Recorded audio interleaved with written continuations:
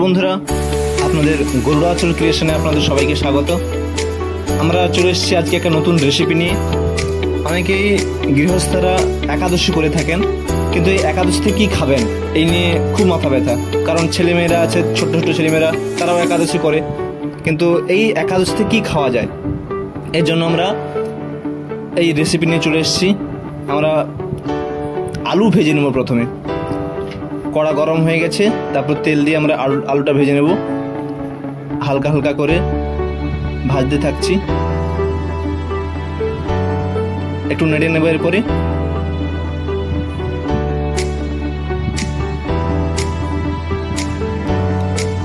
এই একাদশীতে আপনারা সবাই জানেন যে আগে থেকে আলুটা নুন মাখিয়ে রাখা হয়েছিল, কারণ হলুদ দেওয়া হয় না একাদশীতে, হলুদ খাওয়া হয় না, তাই আমরা এমনি নুন দিয়ে মাখিয়ে রেখেছিলাম। এরপর আমরা ভেজে নিচ্ছি।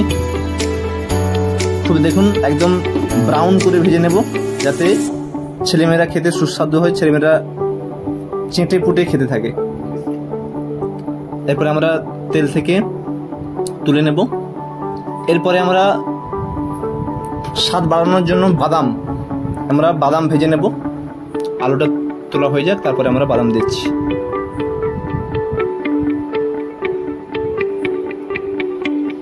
আপনারা এরকম বাড়িতে তৈরি করবেন, খুব সুস্বাদু, খুব টেস্টি হবে।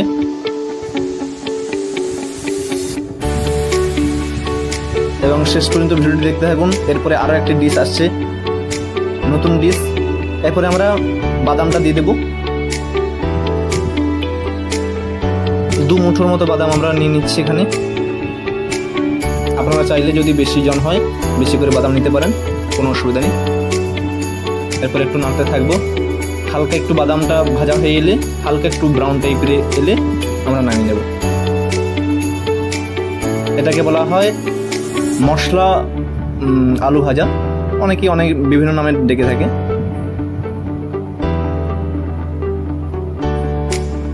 আপনারা কিন্তু এটা তৈরি করবেন, দেখবেন ছেলেমেয়েরা খুব চেয়ে খাবে। বেশি করে তৈরি করবেন, নাহলে শেষ হয়ে যাবে। আমরা তুলে নিচ্ছি, হয়ে গেছে। দেখুন, আলু ব্রাউন করে ভাজা হয়েছে, এরপরে বাদামও ব্রাউন করে ভাজা হয়ে গেছে।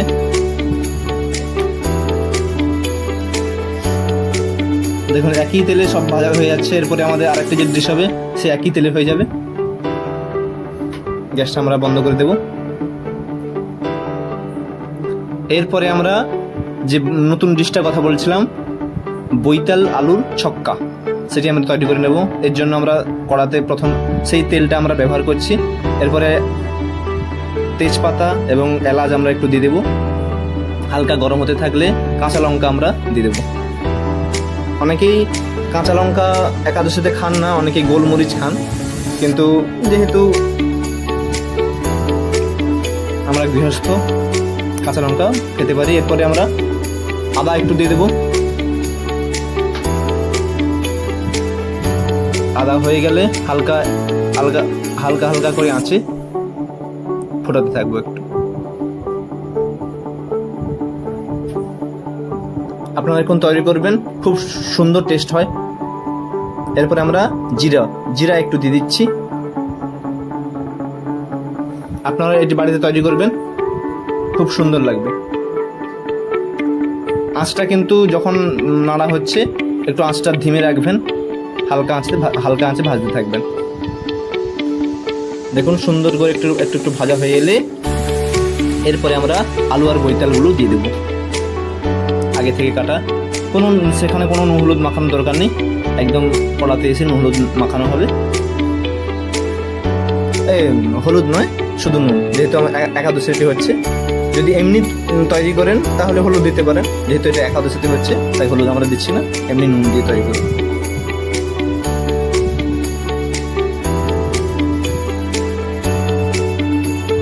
প্রথমে একটু বৈতালটি যেহেতু তাড়াতাড়ি সিদ্ধ হয়ে যায়, তাই আমরা আলুটাকে একটু প্রথমে আগে নেড়ে নিচ্ছি, তারপরে আমরা বৈতাল দেব। অনেকেই বৈতালকে কুমড়ো বলে থাকেন।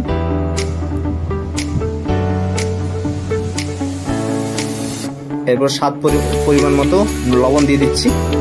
লবণ দেওয়ার পরে হালকা করে একটু হালকা আঁচে ভাজতে থাকবো। বেশি আঁচ দিলে কিন্তু পুড়ে যাবে, কিন্তু ভেতরটা সিদ্ধ হবে না। তাই হালকা আঁচে ভাজতে থাকবো। হালকা একটু আলুটা ব্রাউন হালকা একটু এসে গেলে তারপরে আমরা কুমড়ো দিয়ে দেবো।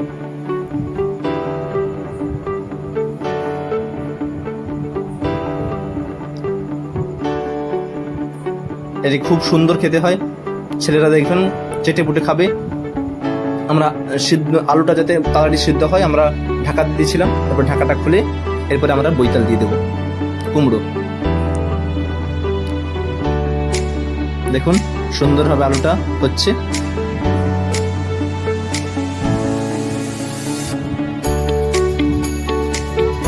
তো কমেন্টে জানাবেন কে কোথা থেকে দেখছো, তোমরা একাদশী করো নাকি, কমেন্টে অবশ্যই জানাবে।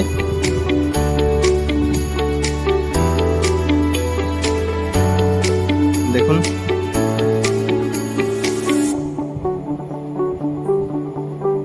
আলুটা সুন্দরভাবে হয়ে গেছে, এরপরে আমরা কুমড়ো দিয়ে দিচ্ছি। যেহেতু কুমড়োটা খুব তাড়াতাড়ি সিদ্ধ হয়ে যায় তাই আমরা দেরি করে দিলাম। এর হয়তো কালার আসবে না, কারণ হলুদ পড়বে না, কিছু পড়বে না, কিন্তু টেস্ট খুব দারুণ আসবে।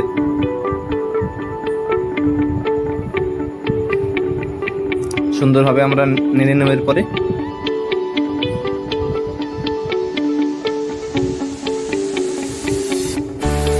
আমরা এই আলু কুমড়ো ছক্কাতে আমরা জল ব্যবহার করব না, না হলে আলু কুমড়ো কারণ ওই কুমড়ো থেকে যে জলটা বেরোবে ওই জলেই এই জলেই তৈরি হবে রান্নাটা।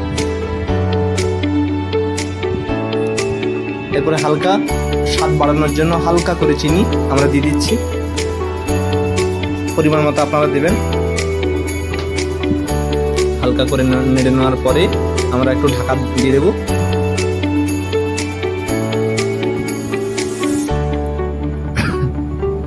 আপনারা তৈরি করবেন বাড়িতে। এতক্ষণ পর্যন্ত আমাদের সাথে থাকার জন্য অনেক অনেক ধন্যবাদ। দেখুন প্রায় শেষের পথে আমাদের রান্না। সুন্দরভাবে ঢাকা দিতে দেখুন সেই জলেই হয়ে গেছে, আর কোনো জল দিতে হয়নি। আমরা আবার একটু ঢাকা দিয়ে আবার তৈরি হয়ে গেল, একদম শেষের মাথায় হয়ে গেছে প্রায় বলতে গেলে। আমাদের দুটি ডিশ তৈরি হয়ে গেছে, মশলা আলু ভাজা এবং আলু কুমড়োর ছক্কা। এরকম নিত্য নতুন রেসিপি পেতে, ভিডিও পেতে চ্যানেলটিকে অবশ্যই সাবস্ক্রাইব করবেন এবং লাইক কমেন্ট শেয়ার করতে ভুলবেন না যেন। দেখা হচ্ছে পরবর্তী। एक तो लाइक और शेयर ठोक दीजिए, महाकाल का दबा के लाइक और शेयर ठोक दीजिए, 5000 लौटे दिख जाना चाहिए।